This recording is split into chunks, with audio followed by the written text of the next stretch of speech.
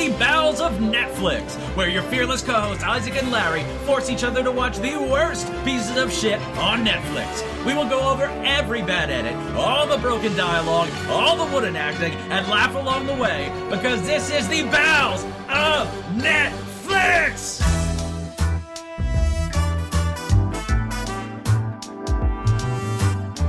Alright, and welcome to the Bowels of Netflix. I'm Isaac, and with me as always is my fearless co-host Larry. How are you doing this week, Larry? I hate spring. I hate plants. I hate Mother Nature. I hate everything that exists outside of the bubble of my own air, because it's just trying to kill me and make me miserable. You just need like an astronaut helmet.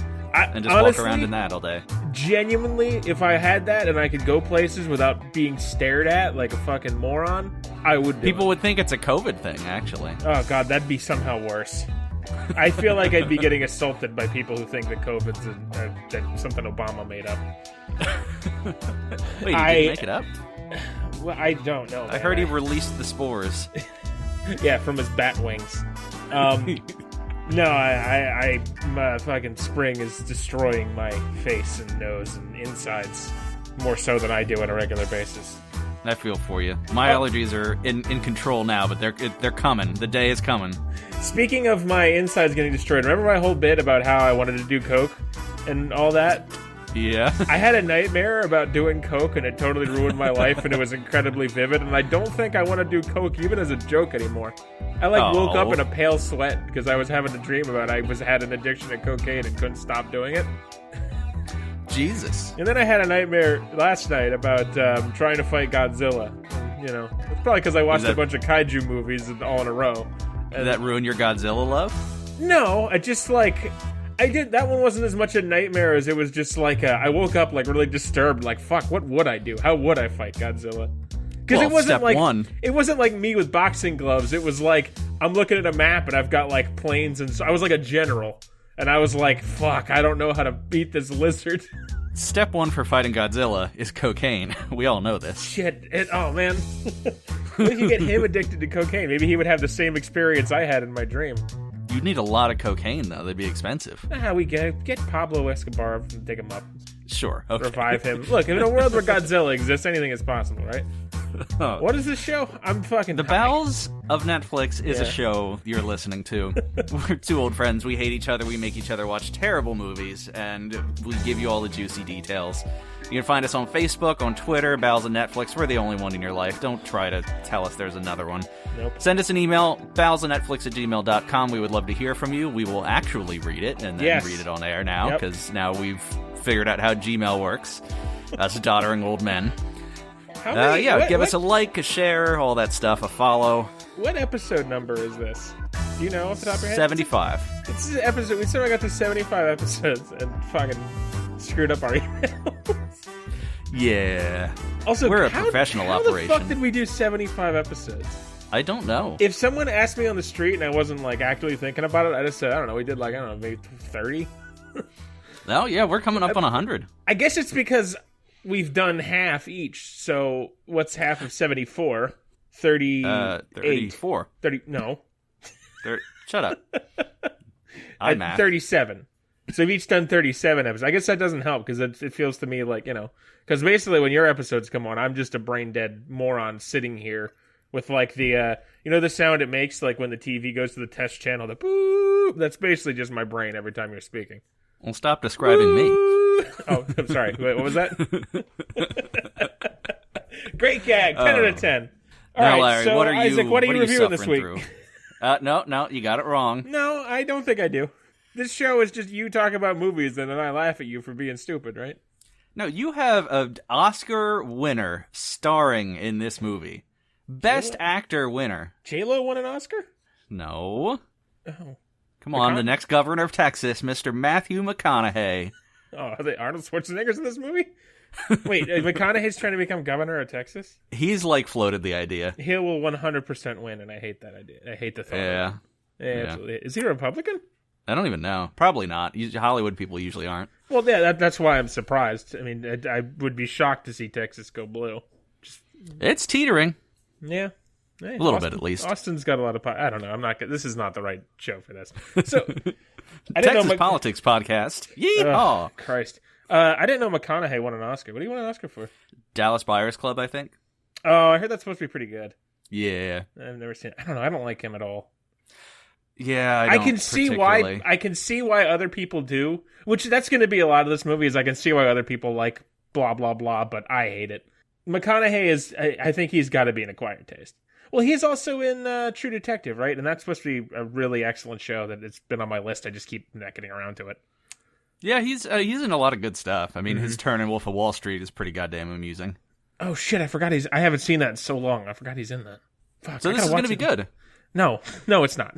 No, it's absolutely not. It's The Wedding Planner. I'm remembering The Wedding Planner. Oh, relatively famous 2001. Apparently, a lot of people saw this. Yeah, I remember it being a big deal. rom-com. I never saw it. But I heard a lot about it. My girlfriend, she doesn't listen to this show, but I have occasionally subjected her to the things on it. She had mentioned, I told her this is what I was watching, and she had mentioned, she's coming up to visit in a couple weeks, and she mentioned, oh, I would have absolutely watched that with you. And I typed out the word why, and then I deleted it because, I'm not gonna do that. You're a smart man. But she said she was asking me questions about it, and actually she remembered seeing it. So, but yeah, and I think somebody at work, no, actually 2 different women at work I had talked to about it also mentioned seeing it. And the one also mentioned she hated it for the same reasons I hated it. So at least there was some validation there. Okay. And yeah, The Wedding Planner, so let's get into it. IMDb of 5.3, so about average for IMDb, which, yeah, that's what I expect. Rotten Tomatoes, oh shit, somehow I got off the main page and onto the reviews because I'm a fool. Doddering old men. The Rotten Tomatoes score, the audience score is 59%. Which is still negative. It's got the flipped over popcorn box, but it's teetering on positive. Yeah, that's not terrible. And the tomato meter is 17%, which, okay, that sounds a little better. Now, you and I are far from professional critics, but I think we're more so than the average person, just because we do this show and we try to be smarter than we actually are. I think that's more accurate, for sure. But it's like in that spate of time where romance movies were all the rage, like rom-coms were all the rage for all the wrong reasons. What's the fucking... I want to say Betty Ross, but that's not right. Meg Ryan. I don't know why I thought Meg Ryan's name was Betty Ross. Pretty much the same. Yeah, like Meg Ryan had all the hit fucking Sleepless in Seattle and the rest of them. Angels in the Outfield. And oh, God. When Christopher Lloyd molested those little boys, that was awkward.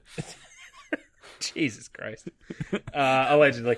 But yeah, rom-coms are always generally pretty popular with audiences, and critics very rarely like them. There's a handful of ones that are critically because they're not good, reviewed well. No, and they're a lot of them are super derivative.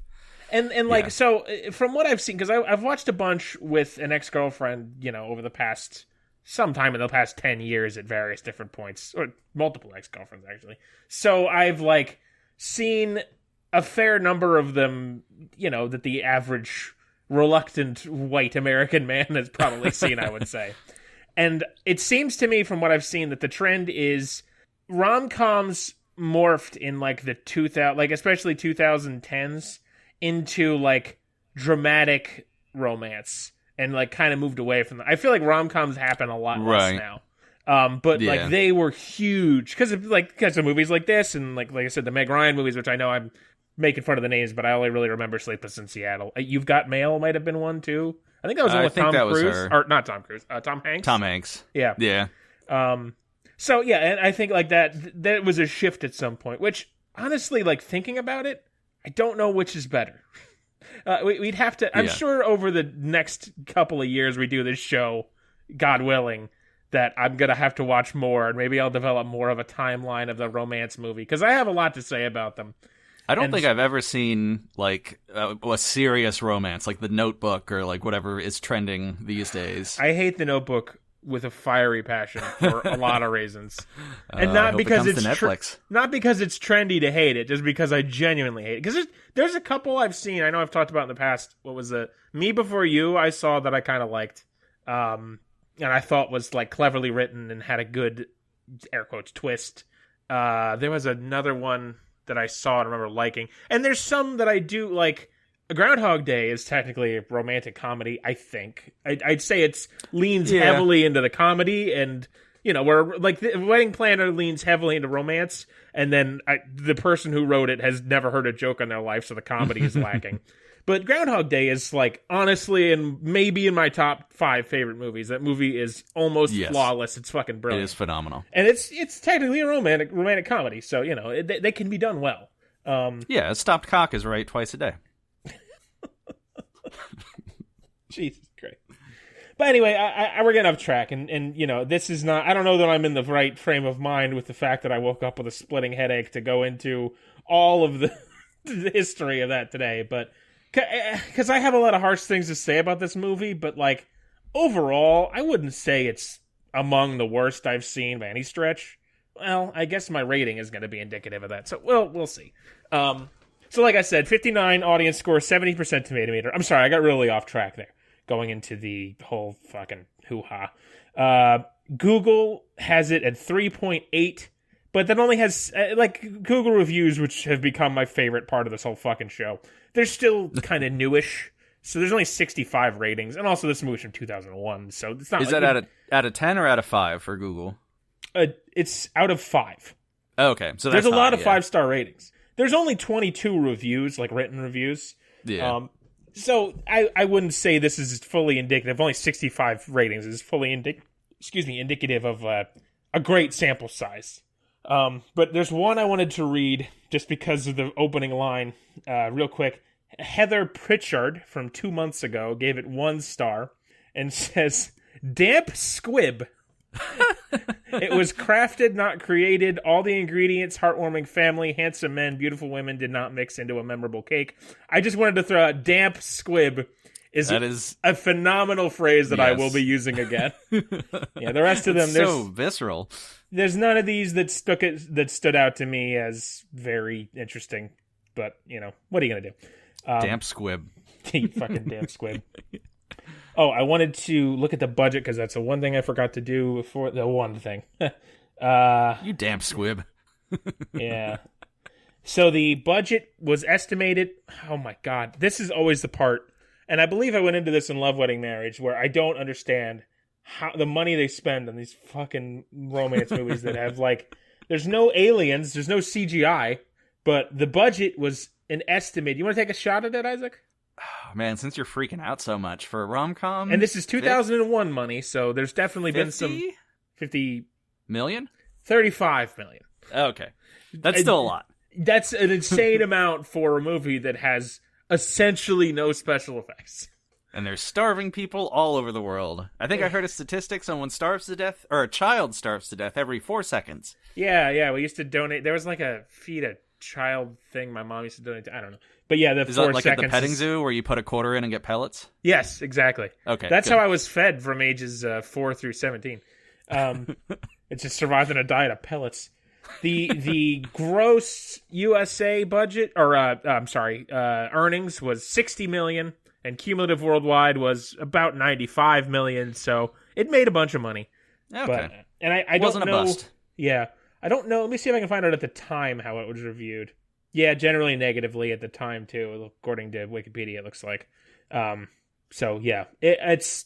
And we'll get into some of the specifics of that as we go through, but... Yeah, there's not a lot to like here. Okay, so... The Wedding Planner, like I said, we're going to expand the Anaconda verse is growing even bigger. The ACMU, Anaconda Movie Universe. This is the 2001. It takes place a couple years after Anaconda, so this is long after her adventures, and she's settled into the life of a wedding planner. I'm not going to try and convince you that these movies are actually related, but something about Anaconda just lends to a movie universe in a way that I don't know why that's working, but it is. Probably because of Cube and J-Lo, but what are you going to do? Probably because Cube and J-Lo, even in Anaconda, which is not a very good movie, were still the bright spots of acting in almost all of Bowles so far for me. Just because they, weren't bad. Besides the kids in The Package, they're, the only 2 actors and actress I was like, yeah, they're pretty good.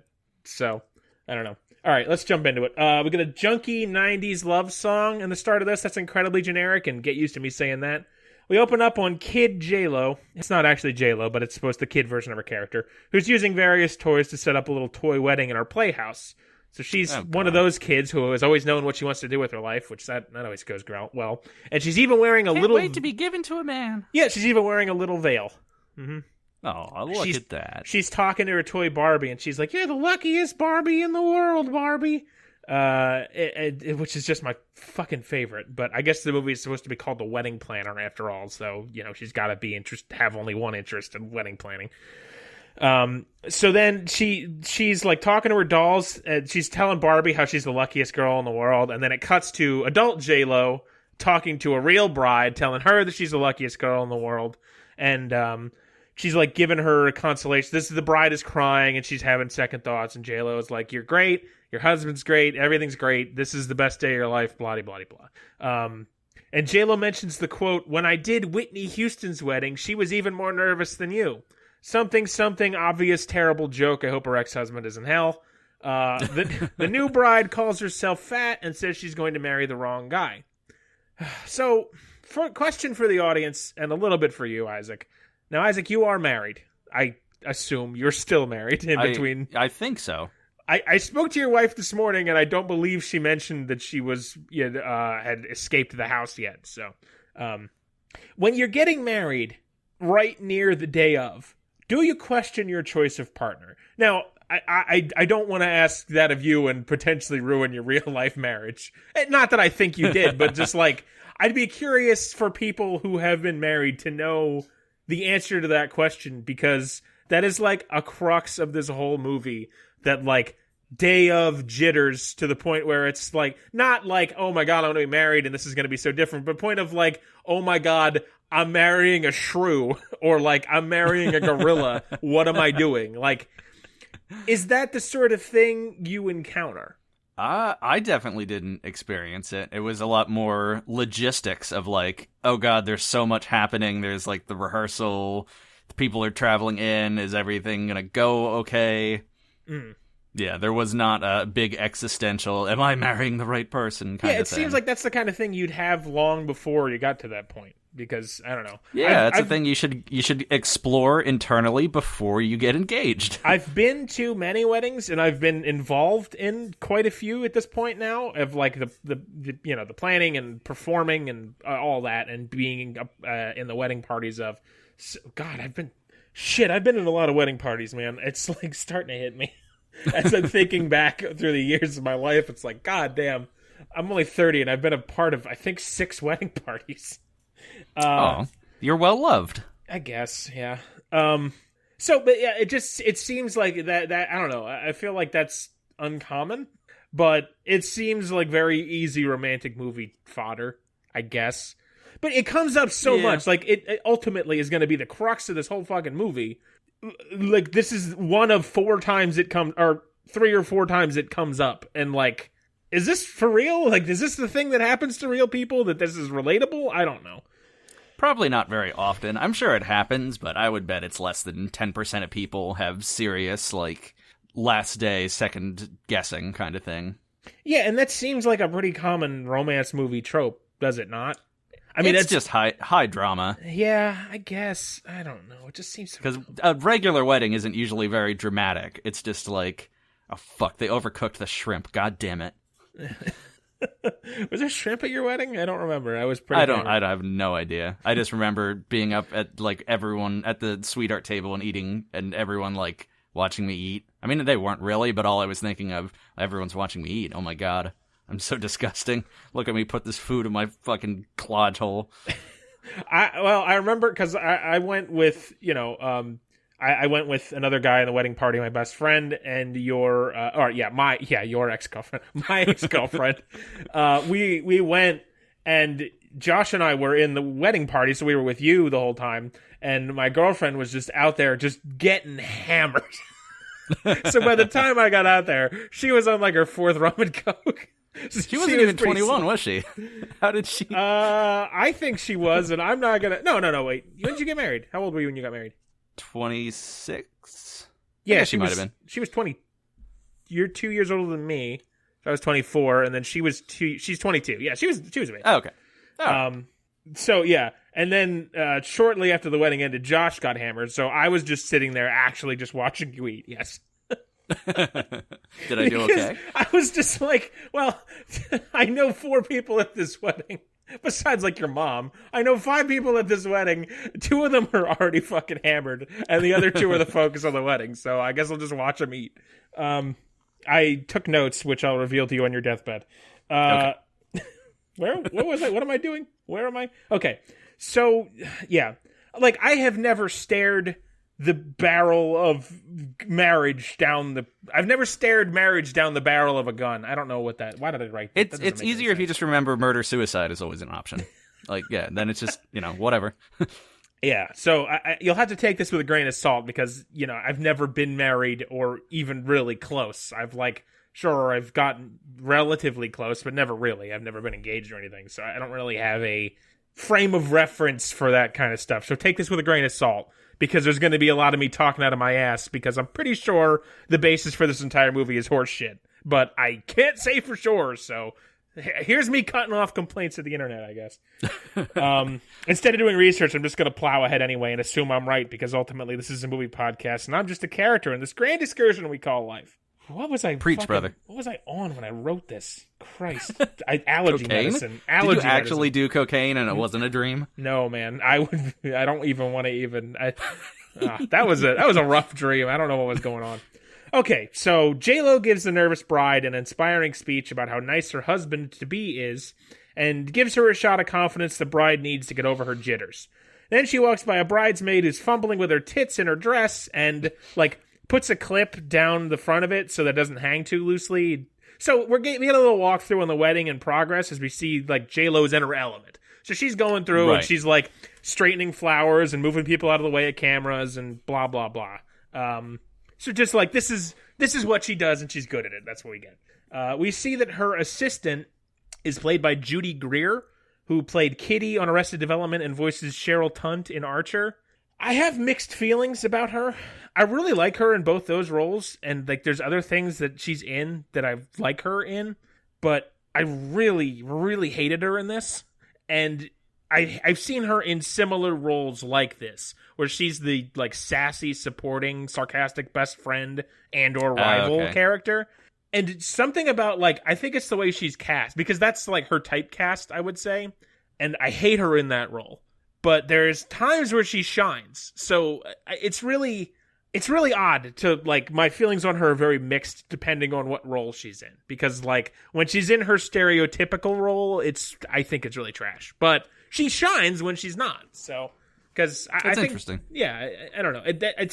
I've been seeing her in movies for a very long time. And it's always when I see her, it's well, how's this going to go? And this one didn't go well. I don't know. I didn't like it.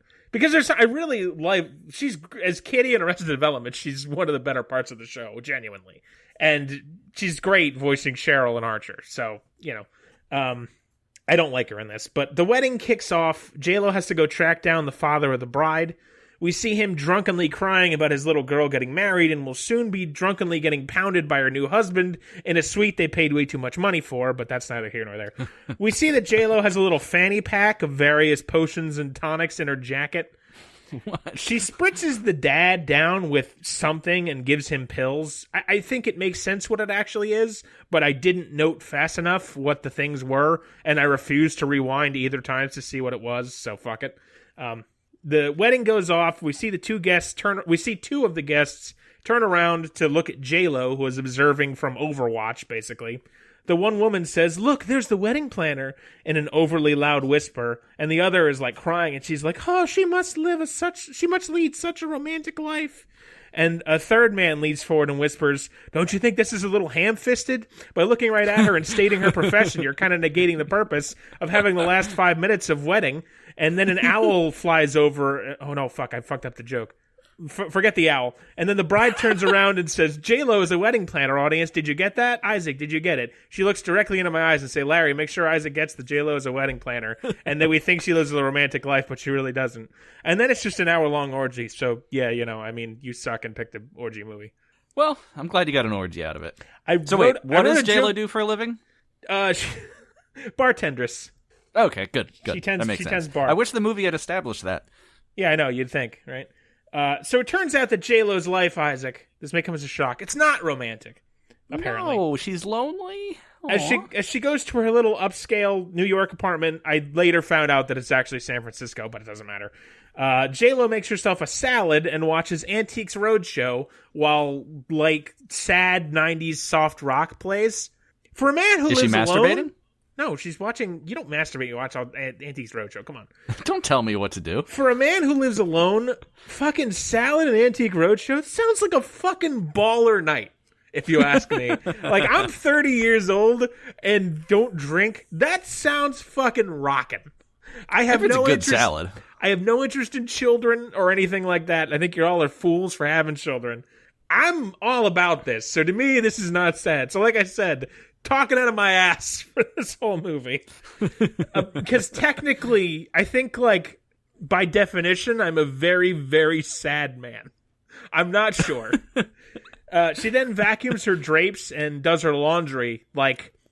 Vacuums or drapes. Come on, Larry. Just like a normal person does. But apparently this is supposed to be sad. When again, vacuuming drapes is... It's a chore. Got a little suction cup on her vagina, right? No, she's vacuuming the drapes over her windows with a vacuum. No, I'm thinking of her meat curtains now. Come on. You can think of her meat curtains in your own time. But, like, this whole thing is played off as it, like, she has a very, like, not even boring. Like, it's sad and lonely life. But, like, I don't know, this just seems normal. Am I being triggered? Is this what being triggered is? They didn't have a trigger warning for you, Larry? I think I'm being triggered. Because, like, this is played off as, like, oh my god, she's so lonely. But it's like, no, she's just a normal human being. I don't know. But whatever. Like, it fucking not meant for me, clearly. Next day, J-Lo is at an old folks' home playing Scrabble with her dad and his two friends. The dad gives her a whole spiel about wanting to be happy, and of course, to be happy, what do you need, Isaac? Oh, you need a big dick in your vagina. That's correct, obviously.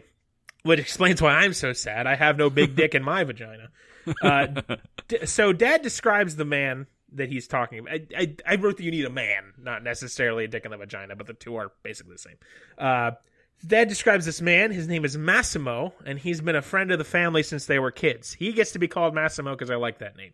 I think J-Lo's family is meant to be Italian, and Massimo is, like, from Italy Italian, so they must have lived in Italy for a while, but, like, the dad is very clearly Italian, but J-Lo she doesn't pretend to be any kind of Italian, really, so I don't know. Dad says that Massimo has agreed to marry J-Lo, and J-Lo mocks her dad, saying, "Oh, a man of my very own! You must bring him to me immediately!" Which, that is the last nice thing I have to say about J-Lo's acting. Now, don't get me wrong, I like her as an actress. Like, I thought I was pretty complimentary to her in Anaconda, which I had zero problems with her in Anaconda at all. I thought she was fine. And I thought she was, like, not bad, actually. That was 4 years before this. I don't know what happened, and, like, she wasn't acting on, like, an award-worthy level in Anaconda by any stretch, but she was so much better than this. And I don't know what happened, but maybe it's just the different genre of movie. Because, in fairness, Probably. I only know her from these two movies, and, like, I mean, you can't really compare, as an actress, you can't compare her to, like, her song career, or songwriting career or anything, so, I mean, I don't know, like, it really... the difference to me was staggering in how good she was in Anaconda compared to how bad she was here. So, I'm really not sure. We'll dig into it more a little later. Dad brings in Massimo while Lopez and the two dad's friends look on in disgust. Massimo mentions the last time he saw her, she was scrawny and ugly, before telling her what he expects out of her in married life. So J-Lo just gets up and walks out. And, like, Massimo's just, like, average white dude. He's, you know, I'd say he's traditionally handsome, not a knockout like apparently Matthew McConaughey is, allegedly. That chiseled face. Next day at work, J-Lo is in a good mood. She goes to her boss, the head wedding planner or whatever. I don't know how wedding planning companies work. She describes the couple on the cover of Yahoo magazine like the search engine. I guess that's a thing that existed at some point. Jesus, that's weird. She says they're a bunch of new money internet meat salesmen and are fucking rich as tits, which they don't go into that anymore, which I wish they did. That's just like a throwaway line of how they made their new money. They're like the Sausage King of Chicago, basically, and that's only half a joke. Oh my god. So they're going to go to the... J-Lo says she's already made contact with them, and once she gets the job, they're going to go to be the biggest bunch of bride wranglers this side of the Missouri. Oh my god. J-Lo tells boss wedding planner lady that when they land this big account, J-Lo must be made a partner in the firm. What do you call a group of wedding planners? A flock? A parliament. Yeah, the Parliament of Wedding Planners. The boss lady tries to blow her off and gives some bullshit about how hard she had to work to build up this business. J-Lo counters that she's the top earner by a large margin at this wedding plannery. Eventually, she breaks the boss down with threats of leaving and starting her own company to get the account, so of course she gets to be made a partner. Which you'd think, I thought was going to be way more impactful in the movie than it was, but it isn't. It really doesn't matter. In the hall, good writing. In the hall, she celebrates with Greer. Some random wedding planner comes over and says that J-Lo's bet was correct. Apparently, they all have sort of a company taunting on when they're going to die, and J-Lo dies and the movie's over. No, they all have like a company bet on the weddings they plan, and J-Lo is exceptionally good at it. They bet on when the couples are going to get divorced. J-Lo is exceptionally good at it, guessing a random one from before the movie that started down. She gets it down to the month of the divorce and wins like $50. Because based on the wedding song, I Honestly Love You by Olivia Newton-John, she's able to tell that the couple was in the 14-month range. I went and listened to it. It's a pretty sounding song, but it's the most vapid thing I've ever heard.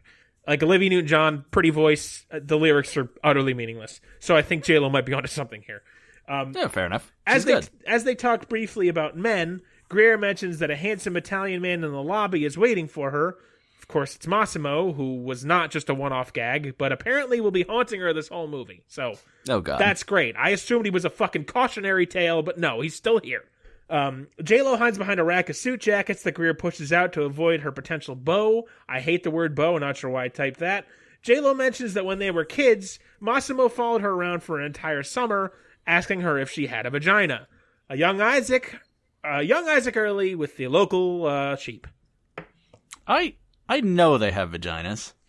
Yep. There's nothing can come after that sentence that will be good for either of our careers. So I'm just going to ignore it. At another wedding, we see J-Lo feeding the best man his speech via a secret microphone. Fucking loser. Write your own speech, you coward. Yeah, Jesus. So the bride-to-be has the big fancy wedding that's going to make... Wait, no, I'm sorry. The bride-to-be of the big fancy wedding that's going to make J-Lo's career wanders into frame. This is the love interest to Matthew McConaughey that you had asked me to keep an eye on and see if I recognized. No fucking clue. And I didn't look it up, so you could tell me and be smug. Okay. She is Veronica Vaughn from Billy Madison. Oh, the teacher. Yep. Oh, yeah. All right. Yeah. Yep, now you see it, right? I see in her face. Yeah. I haven't seen Billy Madison in such a long time. But she wears a skirt in that movie, Isaac. And I don't know if I have a fetish... but that might be it.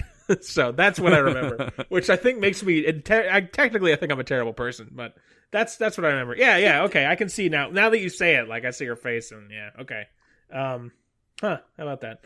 So they have some light banter while bride-to-be is very impressed with J-Lo's work in putting together this ridiculous multi-million-dollar wedding she slapped together, which is like this is the one where she's feeding. It's just the couple doesn't matter. It's just where she's feeding the best man his speech. It's like the most gorgeous wedding that's ever been on planet Earth. And she's just like, yeah, it's Tuesday. And somehow she's like, not poor, but like not rich. When a wedding planner of this caliber would be a fucking fabulously wealthy person. Well, if they're in San Francisco, then yeah, they can afford a 1-bedroom apartment. Okay, well, look, now, you don't have to reveal anything you don't feel comfortable revealing, but I'm going to go out on a limb and guess a wedding planner was not expensive. Because I know you had one. Because I remember her vaguely. No, it was a maitre d'. Oh, it was a maitre d'. So it wasn't an official wedding planner. Okay. It was just the person from the catering company who was kind of running the show. She did a pretty good job for not being a air quotes wedding planner. I thought so anyway. Yeah, wedding planners more involved in like we had to go find who was going to cater it. We had to go find the photographer. We had to go find the location and all that shit. Wedding planner would do all that stuff behind the scenes. I don't know if they would even be there at the wedding. Like, I don't know how that really works. That seems a little weird. So they're not walking around with fanny packs of potions and lotions to smack people into shape when they're drunk? I guess if it's a rich kind of wedding. Yeah, I don't know.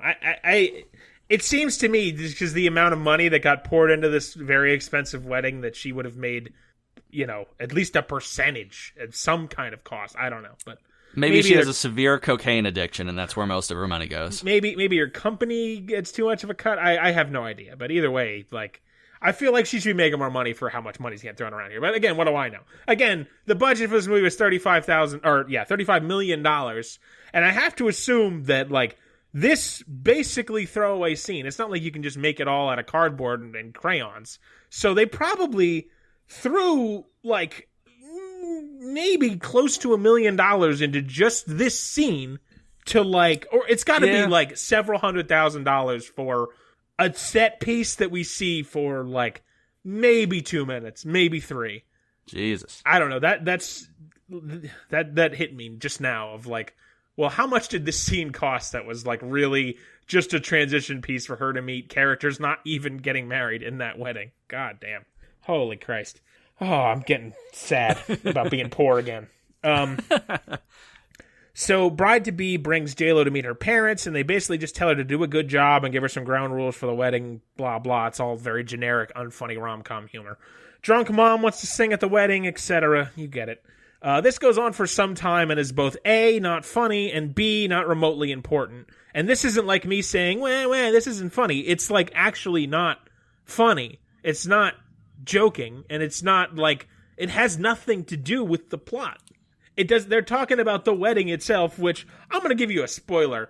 The wedding ain't fucking happening, not in the traditional sense that you'd think it was going to happen. So like, and even if it did, even the parts that do happen, none of these things they talk about are things that are like on screen in any meaningful way, which really makes this whole scene, very expensive scene, even more confusing. Jesus Christ. Oh God. Don't go too far down the rabbit hole, Larry. We need you. Yeah, the gist is that J-Lo is good at her job. So they give her she gets the contract. Hallelujah. While walking down the street, celebrating on the phone with Greer, J-Lo's heel gets stuck in a manhole cover. Oh God. Okay, well, I have prepared a bit here. Meanwhile, a driver speeds down the road eating an ice cream cone. Now, Isaac, I have a slight game for you here, and I'm going to say that the stakes might be a little higher than normal. Fuck. So the stakes last time were you killing me, weren't they? So I'm holding up a pair of scissors. Oh God. If you get the answer to this question wrong, I'm going to stab myself in the hand with these scissors. And I am not going to hold back. Jesus Christ.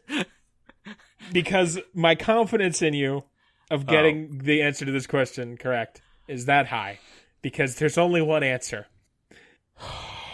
Isaac, for the love of my health and my safety, it is very important to get this question right.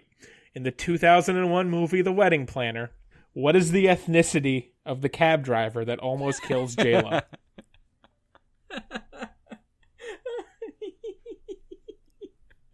I can't narrow it down specific to a country, but I would say the India, Pakistan, Bangladesh type region.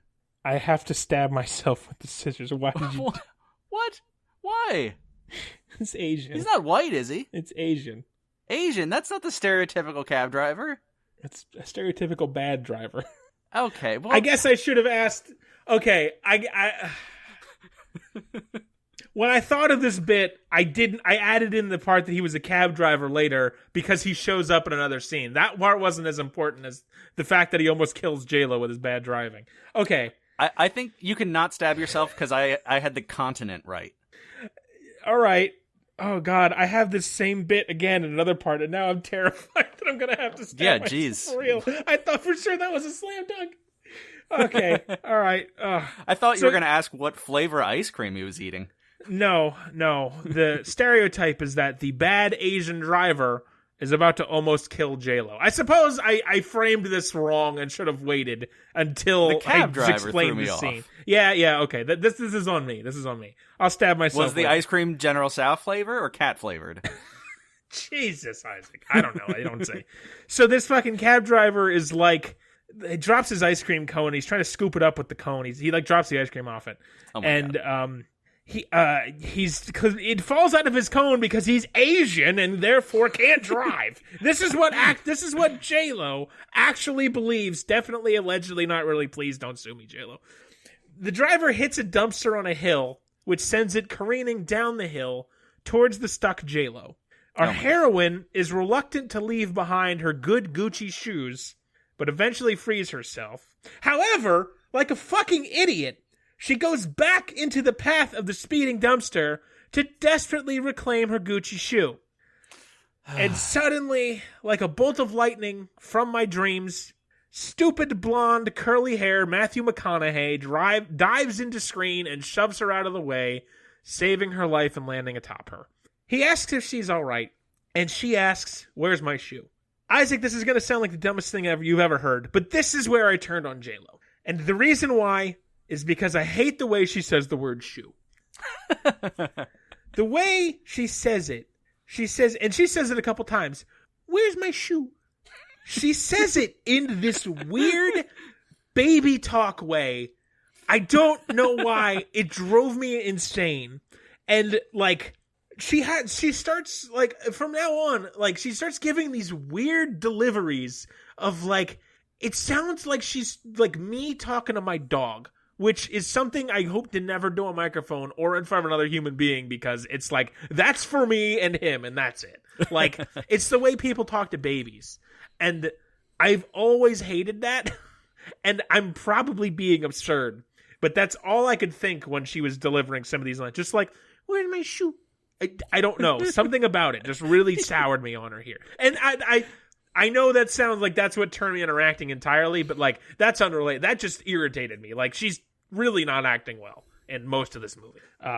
So anyway, so that was real, and I meant all that. But like, honestly, once Matt, and I'm going to call him Matt because I have never once spelled the word McConaughey correctly in my life. Oh yeah, it's impossible. Fuck saying it. So he's Matt is his name. No one has probably ever called Matthew McConaughey Matt in his entire life, so I plan to be the first. You could call him Big Double M. No, it's Matt. J-Lo's entire character, the second he shows up, gets really like two-dimensional.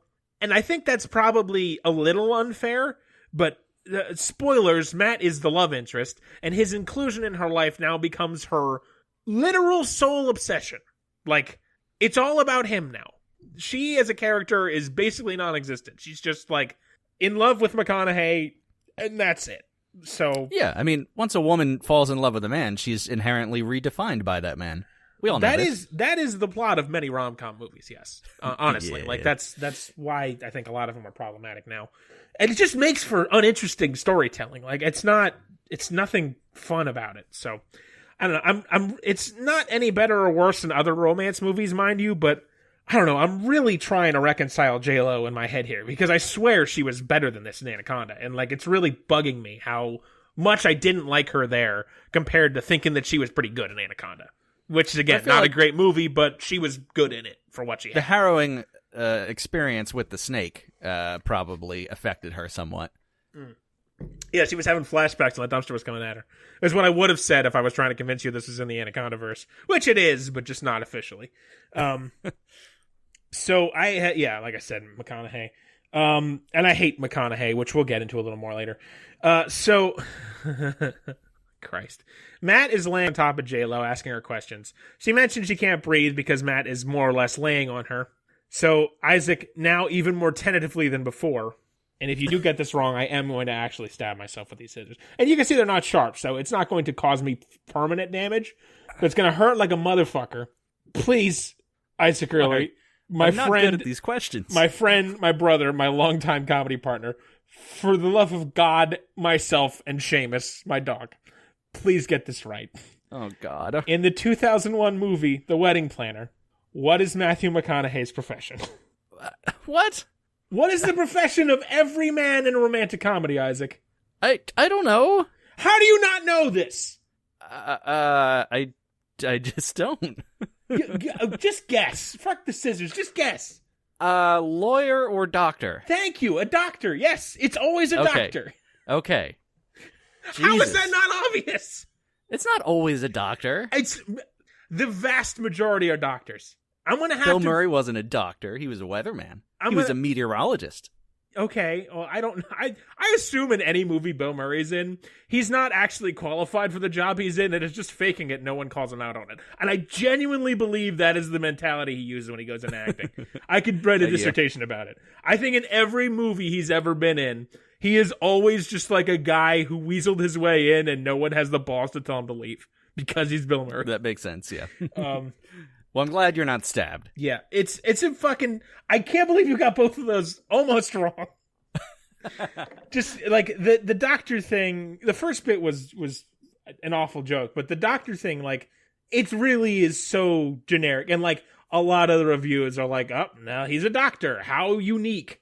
Because it's, like, it's the pinnacle of your partner's career, right? That's... You want to get with a doctor because they're rich and... smart and of course always beautiful too. So right, yeah. I don't know. I guess that makes sense. And he's a pediatrician to boot, so he's a kid doctor. So he's the looks perfect at little man. Kids' genitals. You know how much him being a doctor affects this movie beyond this point? Zero. Literally zero. Literally zero. We never see him doing doctor stuff after this scene ever again. What? Like they could easily have it like a child is choking at a restaurant and he saves the day. Bingo, bango, bongo. Zip, zap, zop. It's just another part of this movie that makes it so generic. Like, oh, he's a doctor. He's not like, he doesn't have a yucky... Because all that matters is his relationship with J-Lo and kind of his fiance. Like, he's just not... Oh, he's not something bad like a garbage man or like a DMV employee or, you know, work at a tech company or something like that. Like, he has a fancy smanchy job that's like pays a lot of money. So, I don't know. It's like... Sure, I get it. Yeah, would I like to marry a doctor? Yeah, definitely. Are you kidding? But like, it's so meaningless that it's just more irritating than anything. Like, oh, of course he's a fucking doctor on top of it, and like, yeah, he's hung like a horse too. I'm sure.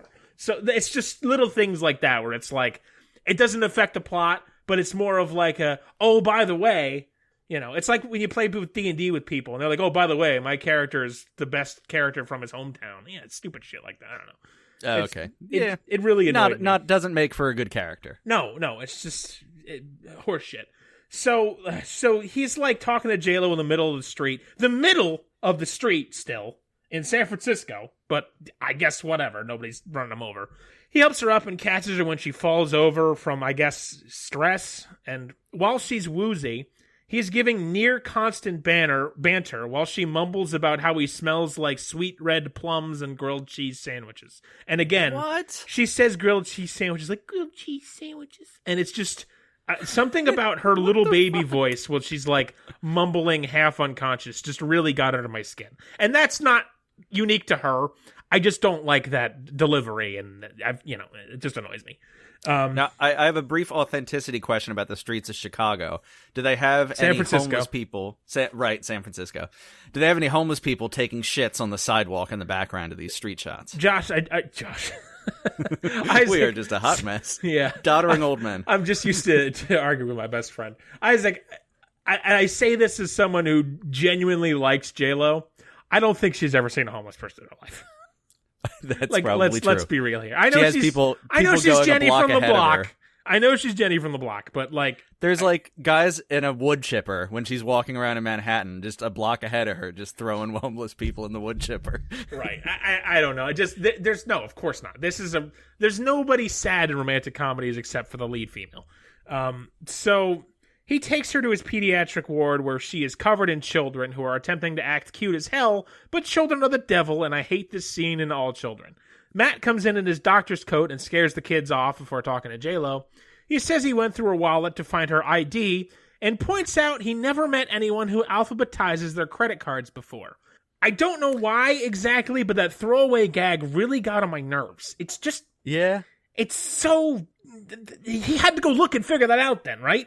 Like, he had to fucking check if they were in alphabetical order, which means he was rooting around in her wallet. Right. Fuck you, McConaughey. I really don't like him. His like whole bit, and this is not unique to this movie. This is sort of his bit, and I think it's probably better or worse depending on where it is, because I don't know a lot of his work either, really. But he's one of those public figures that like people make jokes about. Like people have McConaughey voices the way I have like a walk-in voice, like that sort of thing. Right. So his whole bit is like endless rambling without substance. And his little McConaughey-isms just get under my skin. He's like a parody of himself, which is, it's kind of a feat to be like you create yourself and then you become a parody of that self. Like, I'm almost impressed, but I gotta put these scissors away before I stab myself out of anger. Please, you're making me nervous. Oh, you can see me sitting here and throwing them around? Because I'm doing that. I was worried they were going to go into your eye at one moment. They may still. But yeah, I don't know. He... Like, I can tell why he's in a lot of things. Like, he's technically a good actor. I just don't like him at all. And his whole, like, appeal is totally lost on me. Again, maybe that's just me. I don't know. He gets a lot of work. So, what do I know? Back to the movie. Matt and J-Lo have some more back and forth cutesy banter, allegedly. Matt screwed up his thumb or something catching J-Lo earlier, which is something they keep referencing. We see J-Lo desperately trying to fix herself in the mirror while Matt leaves so she can look good for him before he clears her from the hospital. There's a picture of a woman at a party on his desk that J-Lo calls a modern girl, quote unquote. The woman is like wearing a little more makeup than normal and has like some colored green streaks in her hair and is like at a club. And then Matt mentions she has a spike through her chin. And they talk about her like she's the black sheep of the family somehow. She's his sister, not his girlfriend. He's like, oh, is that your girlfriend? And she's like, no, this is my sister. And they're like talking. She's like a very like... what an old white guy thinks a punk girl is, and they're talking about her like she's the black sheep of the family. We don't, she lives a weird life, and it's like she's like at a party, dude. Wait, what? She put some gray in her hair. Who cares? I don't know. I guess it's 20 years old and things were different. Who knows? Terrible times. The 90s were awful. Judy Greer blusters into frame and immediately gets in a tizzy at the handsomeness of Matt, which is meant to be funny, I think. Banter. Eventually, Greer bundles J-Lo and Matt together into a date by basically forcing them both into it by inviting herself along as a group thing. But once they get to the date, which is at a local carnival, Greer fucks off with some lame excuse about fax cartridges and African safaris and leaves J-Lo and Matt alone to mingle and fuck. So it's just like 3 minutes of suddenly they're in a date, and it's like we slap this together as quickly as possible. So... apparently this carnival is showing a movie of some sort. One of J-Lo's dad's old Scrabble friends is a security guard at the carnival and like talks about Scrabble to Matt. So the two lovebirds chat about Scrabble for a while too, and I'm sure in some universe it's endearing, but that universe is not this universe. Oh god, Matt gets a bag of peanut M&Ms and fucking he throws away all but the brown ones. And by throw away, I mean he like hucks them over his shoulder into the grass. He's gonna kill a dog with this reckless littering. What? Why? He says he only eats the brown ones because chocolate is brown and therefore they have the least amount of chemicals in them. Oh my fucking god. Oh my god. I hate it so much. And that was the one fact that my girlfriend remembered about this movie. And I didn't ask if she liked it or not because I'm afraid to know the answer. That's so infuriating. Because she might leave me if she liked it and never heard this episode. Gonna just send you a pound of only brown peanut M&Ms. It's such a dumb factoid. Oh my god, I don't know why that makes it. And like, he's tucking him over his shoulder into the grass like a fucking villain. So, I don't know, that really bothered me. The movie that Matt and J-Lo are watching is some old-timey romance movie. And eventually, at one point, old-timey music starts playing and couples get up and start dancing. So J-Lo asks Matt if he wants to dance with her. My only contribution to this scene, the old-timey movie on screen is a, quote, an RKO production, and my fondest wish is for Randy Orton to arrive on screen and RKO Matt, but of course, I could never get so lucky. Matt says he isn't sure about dancing since he hasn't for a long time, but Dad's friend, who apparently is just fucking standing literally right next to them for what I assume is this entire scene, even though he's out of frame until he speaks, but then like it pulls back and he's like standing right next to them. It's awkward. And it's like this, J-Lo is a woman in her assumedly 30s on a date, and like this old fucking dude is standing there next to her like, I don't know, hoping that she gets some action. I don't know. Well, he tells Matt, when a girl asks you to dance, you dance. He also gives such pearls of wisdom as, when a girl tells you she got giraffes in her boat, you better fetch the waffle iron. And I got let out of the old folks' home and don't know where I am. Please help me. So while they dance, Matt proves to actually be a talented dancer. He says he took ballroom lessons. J-Lo says, oh, so you're gay, as only gay men dance. So the Lord decrees. They dance and become closer and closer to almost kissing each other on the mouth after J-Lo invites him to Scrabble practice, when a deluge begins and the dramatic romantic kiss is spoiled by Gaia herself. Oh, and by the way, the next establishing shot shows, like I said, they're in San Francisco, because the Golden Gate Bridge is there, even though they never say the word San Francisco at any point, and it's never like, I don't know if maybe the skyline of San Francisco is really recognizable to anybody but me, but without the Golden Gate Bridge, I never would have known. I just assumed the city was meaningless. Again, authenticity check. Did you see someone flinging themselves off the bridge to their death in that shot? No.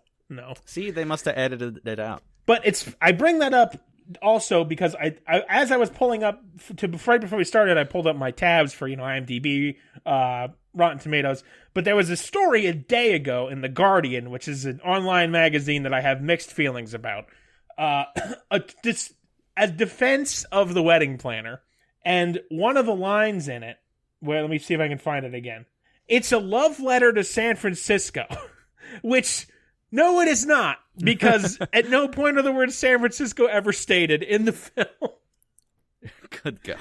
And without that shot of the Golden Gate Bridge, I wouldn't have even known, So I don't understand. It also called this movie an emotional and visual treat, which... Ugh. No, it is not. It's neither of those things. I guess visual treat. I mean, J-Lo's an attractive woman, and McConaughey is, I guess, allegedly an attractive man. I think that his hair looks horrendous, but I guess for 2001, maybe it wasn't. I don't know. But yeah, so that was weird. Next day, J-Lo is planning / performing a Jewish wedding, while bride-to-be of the super fancy wedding that will get her made a partner is there planning her own wedding at another wedding. Just what? Weddingception. Bride-to-be, she'll get a real name soon, I promise, notes that J-Lo's head is in the clouds about our boy Matt. They have girly banter about it, because I guess beyond just being client and customer, they're like friends now too. I don't know. A very flustered Greer comes over with, and this is not a joke, an armful of plates she is trying to rescue from the randy Jews who want to smash them and shout "Opa." Okay, yeah, that's a Jewish wedding thing, right? Yeah. They're smashing plate. I guess they're at the Ritz-Carlton is what they're saying, which I don't know anything about the Ritz-Carlton. Didn't look it up. Don't ask. But she's like telling them stop fucking smashing plates at the Ritz-Carlton, and she's trying to rescue the plates from the Jews. Okay. It's Schindler's List too. Sheila. So Greer joins in the banter about the handsome doctor and drops her stack of plates in celebration for J-Lo's success and the department of almost getting laid. The wedding Jews, which I just sounds so awful, but they see her drop all these plates and in celebration literally lift her up and carry her away. Oh my God. I have performed the wedding of what I will call a mostly Jewish wedding in tradition, if not necessarily religious belief, if that makes any sense. And I gotta say, while it was fun and we lifted up the chairs and whatnot, this Jewish wedding they're having looks like a fucking raucous good time. And I hate weddings. No offense. I hate all weddings. I hate being at them. It's a chore, if nothing else. This one looks like a fucking blast. So I'd like to go to... Jews know how to get down, man. Yeah. So I'll give him that. Next day, J-Lo heads to some kind of dancing class for a reason that's never explained. And she is surprised to run into the bride-to-be, and it's like, they're both like, oh, hey, Mary, oh, Fran, what are you doing here? But I don't know what J-Lo's doing there, because she never at any point does it state that she's interested in dancing or needs she doesn't need the lessons, we're going to find out either. So, bride-to-be admits that she can't dance, saying, and I quote, "When I dance, I look like a retarded string bean." 2001, ladies and gents. So they banter, and bride-to-be introduces the groom-to-be. Who is it, Isaac? J-Lo's dad. Yes, it's J-Lo's dad. So J-Lo fucks her father on the floor. It's hot and dirty, and I liked it. No, yeah. It's Matt. Don't worry, my heart's on it. Oh, no, Matthew McConaughey. So they stare each other down awkwardly and introduce each other even more awkwardly. Bride-to-be, who I'm now going to call Mrs. Matt now that the cat is out of the bag. I guess I could call her Billy Madison, but I would have had to write all that down, and I didn't. Gets a phone call and has to take her leave. She gets a phone call she has to take and leaves Mr. Matt, and J-Lo to take the dancing lessons in her place, since Mrs. Matt is determined for them to get to know one another. That sentence was written poorly. I'm so sorry. She wants them. She says, "You're two of the most important people in my life. I want you to get to know each other." Good God. So the dance instructor is played by Fred Willard, who is an old actor who's been in most movies. If you will know him if you've seen him. This is like a weird bit part he's in for like, I don't know, fucking 4 or 5 minutes. If you remember from Love, Wedding, Marriage, their wedding counselor, I think it was Love, Wedding, Marriage. Their wedding counselor is played by Christopher Lloyd. Christopher Lloyd's Doc Brown, I think. Yeah. Yeah. He's Christopher Lloyd. He's in the movie for like 5 minutes, but it's like, what are you doing here? Get out of this. This is what Fred Willard is. Because he's like an old famous actor who's been in a million things, but nothing recently. So I think he's dead now. But anyway, I actually looked him up the other day. He died in 2020. Okay, yeah, you'd know him if you saw him. Tragic skiing accident. Really? No. Oh. It's just like cardiac arrest or whatever. Okay. I mean, he was fucking, 98 years old or something like that? In his 80s. Yeah. Yeah, 98, like I said. Okay. J-Lo and Mr. Matt are pretending not to be good at dancing so they don't have to dance, but in the process of arguing, accidentally dance well enough to become the hit of the class. While they dance, J-Lo berates him for being a lying shithead, which he basically is and has no excuse. During their argument, J-Lo comes to the conclusion that Matt doesn't want to get married. If you recall, she has that mystical power of precog predicting when marriages fail. She says this is why he lied to his wife and told her that... Oh, no. And yeah, he told her that instead of hurting his hand saving a hot J-Lo, he hurt his hand saving a crusty old lady. So, whatever you say, Jen, that's why he said it, sure. He didn't lie because he went out and was basically about to cheat on his wife. He lied to not have to get married. Yeah, okay, that makes a lot of sense. Fred Willard keeps ordering them to dance and not letting them leave. This is a dumb scene. This is a dumb movie. Can I be done? No. Please? I'll suck your dick. All right, so Mr. Matt keeps referring to himself in the third person, and I want to stab myself in the brain with the scissors. Mr. Matt starts firing back at J-Lo that she was just going out with him to get some, and suddenly J-Lo is on the defensive. Dude, yeah, you're right. She was, and that's fine. Like, she was on a date with you. Yeah. Who she assumed was a single man who willingly went on a date with her after being easily bamboozled by Greer. So... Go fuck yourself. You're the villain in this story. Get out. Mrs. Matt comes back and plans a winery tour as a venue on the weekend, blah, blah, blah. Next day at the wedding plannery, J-Lo tells Greer that she's quitting the wedding, saying it's a conflict of interest since she almost banged Mr. Matt.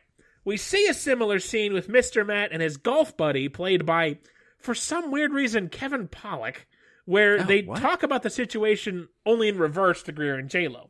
It's like one of those back and forth scenes where it cuts to J-Lo and Greer's like, yeah, you're the best, you're going to kick ass, you've got the hottest ass in the state, which he doesn't say, but we're all thinking it. And that's Pollak telling Mr. Matt, like, it was just nerves, she didn't mean anything. You know, you're just, you're a big dick swinging guy. We do see, oh my God, in this scene, we see Mr. Matt is apparently doubting his wedding. So J-Lo might have been onto something after all. Because he asks Kevin Pollak, again, Kevin Pollak is in this movie for like 2 minutes, what if Mrs. Matt is great, but he finds somebody even more great? Is this every married person's nightmare? Because it sounds like it. Your partner is having this conversation with Kevin Pollak? Like, Jesus Christ, on the other side, Greer and J-Lo are basically shouting at each other to hype J-Lo up to be a professional and put her feelings for Mr. Matt aside. On the other side, he's like, is my fiance a bag of old shit and J-Lo great?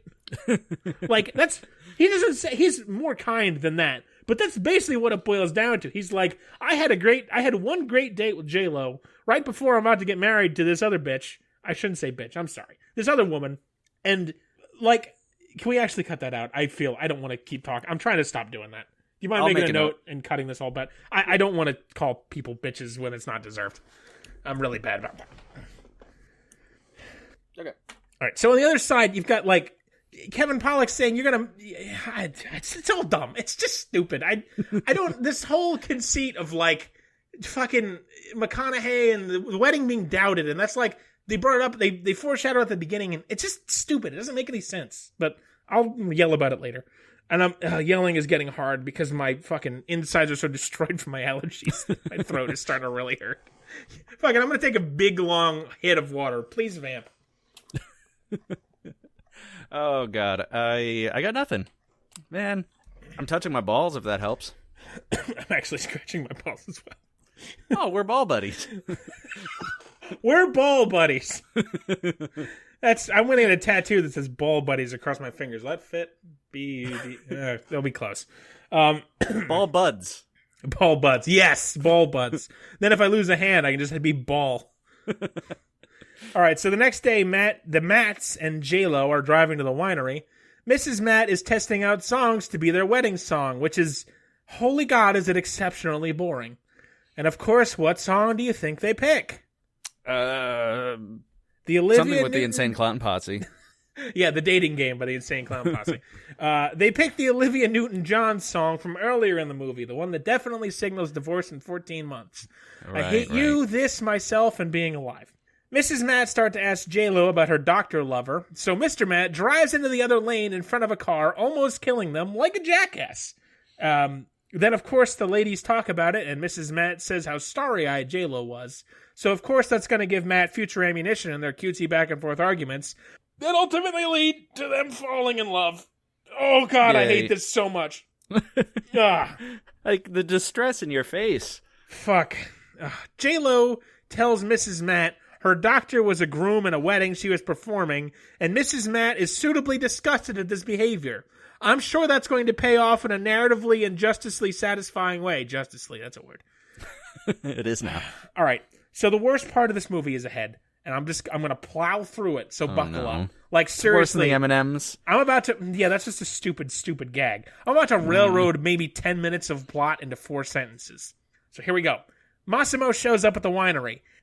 Just don't interrupt me. Let me get to the end of this paragraph, and then we'll talk about it. Okay. Massimo shows up at the winery, introduces himself as J-Lo's fiance to Mr. and Mrs. Matt. Mr. Matt suddenly turns on J-Lo for this and makes an ass out of her for also cheating on her fiance. And for some insane reason, she at no point tells Massimo to fuck off and just goes along with it as if he is actually her fiance. What are you talking about? Matt and Massimo have a pull-up contest and talk about J-Lo. Matt tries to keep up with Massimo physically, but can't. Mrs. Matt's parents are sloshed. Mrs. Matt is shown to be a bit controlling over Mr. Matt. J-Lo's horse runs wild with her on it, and she is saved by Mr. Matt on his own horse. The two are very antagonistic to each other. J-Lo has many opportunities to tell Mr. Matt she is not actually engaged, but does not at any point. J-Lo tells Matt the wedding is doomed. I have a headache.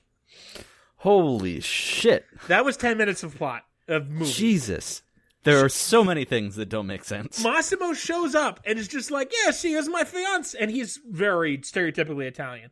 She is my fiance. Hey, pasta bajou. And spaghetti. She, at no point, is like, this is a crazy man. Have him escorted from the premises immediately. She just goes with it. Why?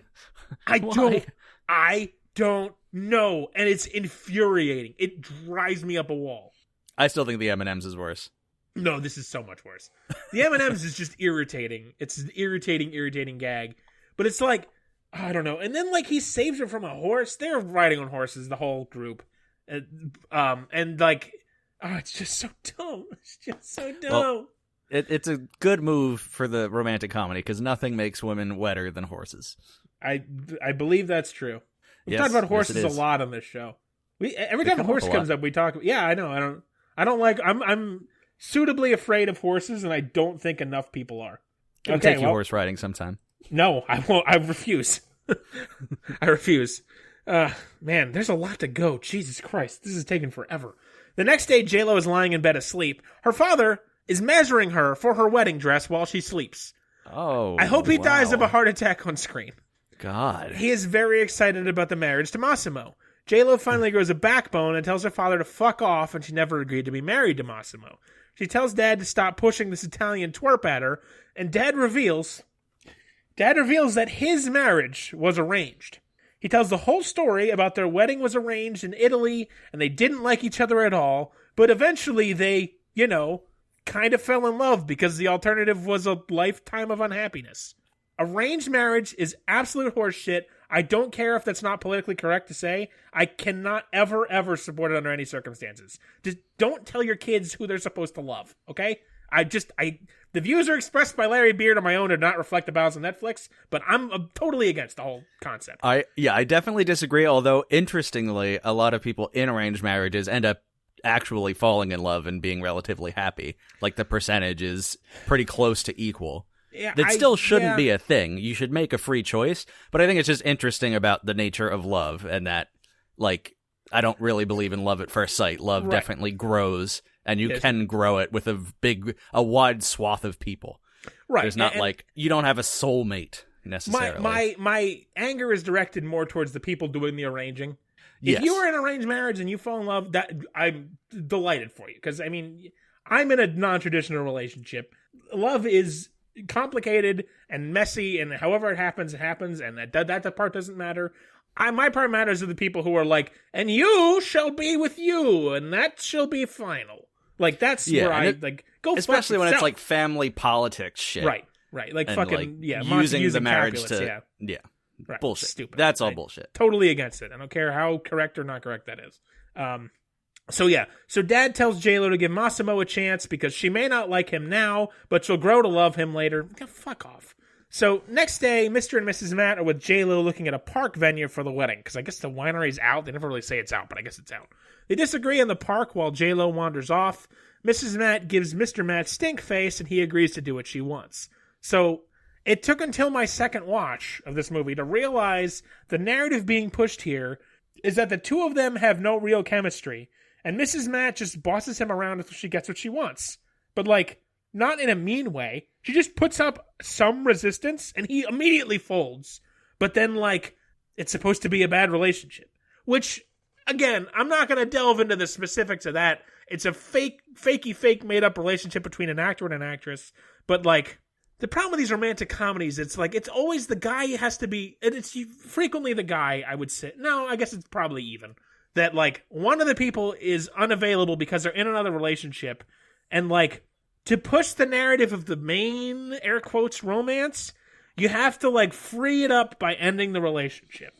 And, like, the easy way to do that is less offensive to me is to make it a really, like, over-the-top bad relationship. Like, it's the guy in Titanic who's, like, basically abusive. Like, out-and-out abusive and a bad person who's, like, taking the spot of kids and women on a fucking lifeboat or whatever. But you're glad to see him lose the relationship. I don't like that either, but it's like, all right, well, at least there's the catharsis of getting out of a bad relationship, even if it means getting slapped together with a person you've fucking known for a month or a day or a boat trip or whatever.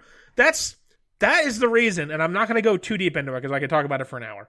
That's the reason I hate The Notebook so much, because the woman in that movie has the literal best husband that's ever been, or fiance that's ever been, and she's like, wants nothing to do with him so hard. Oh God, I hate The Notebook so much. But yeah, I've never seen it, but this movie, like, they're kind of like saying, well, they don't fit together well, but it's not done well. Like, it took me a second watch to be like, oh, okay, I see the seeds for this being planted now, because it's like, what's pushed more is that J-Lo and him have this amazing chemistry, which they do not at all. They, like, Jennifer Lopez and Matthew McConaughey do not play off each other very well in the slightest. Like, it's not cute when they argue, and it's not, like, lovey when they're not arguing. Like, they just don't mesh at all. Like, it's not an interesting pairing to me. Mm-hmm. And I think that's a lot of other people's complaints, too. Like, if you look at the Rotten Tomatoes reviews, other people have that same complaint, that, like, there's just no chemistry between them whatsoever. And it's really evident by watching it. And so I guess they're trying to push this, that Mr. and Mrs. Matt is a bad relationship. Kind of. Mrs. Matt says she's going out of town for a week for a generic movie business. I don't know what the fuck. The Sausage Queen of Chicago. And she leaves Mr. Matt and J-Lo to plan the wedding in her stead. We get a scene where Matt and J-Lo go to look at statues for the wedding. Don't forget, everyone in this movie is blisteringly wealthy, despite J-Lo planning weddings for literal millionaires. She's the only one who's not wealthy, but everyone else is whatever. This is supposed to be comedic and show that the two don't hate each other anymore and might be falling in love again. They accidentally knock some statue over and the dick falls off, and they have a comedy scene where they try to glue the dick back on. Oh my God. It accidentally gets glued to Matt's hand, and hardy har, and they decide to be friends and work through the wedding over their simmering sexual tension. Although really, that's just me saying simmering sexual tension. It's not even like love. It's I don't know. It's so, like, that's the thing. There's just no tension between them. It's so clearly, like, this is what the plot dictates that they're supposed to be together. But, like, I think it's because, for the issues I have with J-Lo's acting and character in this movie, I feel like I'm really getting deep into the weeds of this movie. I don't know why. I think it's because, like, she is portrayed as, like, career woman, and like, she seems happy with that. And, like, she's pushed as the type of woman who, she had this date with this dude, and she found out he was married. The kind of character she's portraying, it seems like she should be immediately like, this dude is a jackass, and he's got this wife this fiance that I'm good friends with now, and he's, like, willing to throw that away. And she's the other type of person who'd be like, done with him immediately. Like, right. That's it. Either I'm not going to be part of this wedding, or I'm going to be professional and just cut you out as, like, a potential partner. But it's like they had this one date that was okay, I guess. I mean, I've had good and bad dates. It seemed okay at best. But, like, now she's totally head over heels, and they've got this, like, tension that exists only on the script and not, like, in their interactions. She yearns for love, like all women do. Well, just wait. So J-Lo tells Matt she and Massimo aren't engaged anymore. Why did she go with that weird storyline and not just tell people, this crazy Italian man is stalking me and won't leave me alone, please help? Jesus. God. Okay, speaking of Massimo, J-Lo goes to visit her dad, and Massimo is there. He asks if she's mad at him, and she rightly unloads on him for being a fucking weird stalker dick and won't take no for an answer. They argue for a bit. Eventually, Massimo apologizes and offers to be her friend. So he makes her dinner as a friend. The dinner he makes is instant mac and cheese, telling her he already ate 3 boxes today, because that's what Americans do. What a catch. They eat and reminisce about J-Lo's mom, and J-Lo realizes the two of them do have a long history together, and maybe she doesn't totally hate Massimo after all, and talks to him a little bit about her love life in broad generic terms, and Massimo gives her sage advice and tells her to be patient and the true meaning of love, and oh my god, there's 40 minutes left in this movie. Ouch. Next day, Mr. Matt and J-Lo go out to pick flowers. Meaningless flower banter here. Mr. Matt tells J-Lo that Mrs. Matt was a bookie in college, and that she was the coolest kid in school while he was like a bookworm dork, and they ended up together anyway, and like that's their love story. Suddenly, God fucking damn it. Suddenly J-Lo's old flame shows up.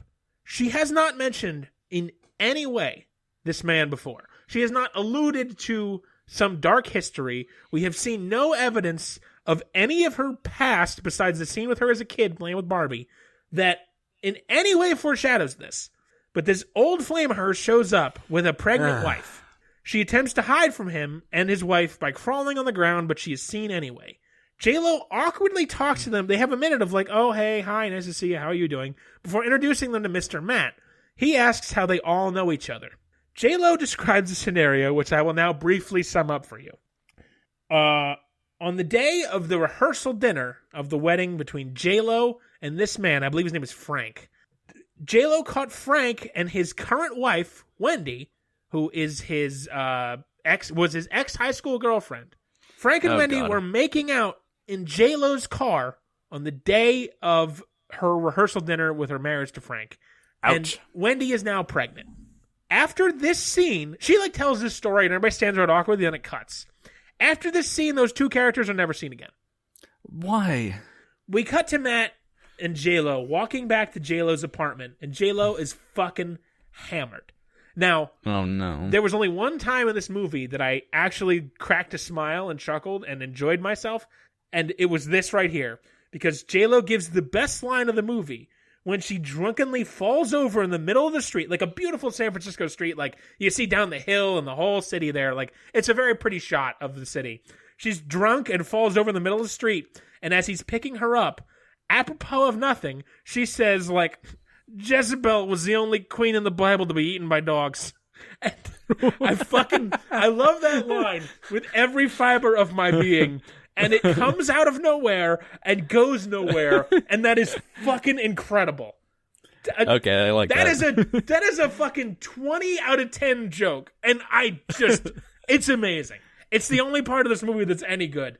How did that slip through in this writer's room? I have no idea, but it's fucking amazing. Just out of nowhere, indicative of nothing. Wonderful. That's delightful. We buttress that amazing scene with a throwaway scene of a drunken J-Lo being sad about her life, while Mr. Matt tries to find the key to her apartment before they get let in. J-Lo has a whole mental breakdown here about her life being in shambles. It's not. She's, a woman getting by with a good job that's getting better and, friends. I mean, she's having a bad week, I guess, but I guess I shouldn't, it's hard to comment on a situation like this, but it seems easy when it's a character in a movie who's we're seeing the bad parts of life for her, and I don't know. I'm just so mad. Mr. Matt's trying to cheer her up with his McConaughey-isms, and I hate it, and he starts talking in the third person again, and I hate that even more. J-Lo talks a little bit more about her ex-fiancé, and how she was just a stand-in for the high school girlfriend. This whole thing is sad and kind of pointless, and I don't feel the need to feel sorry for J-Lo. Isn't it, I'm saying that wrong. I don't feel like that was something you needed in this movie. From here on out, J-Lo's about to get really fucking sad for the rest of the movie.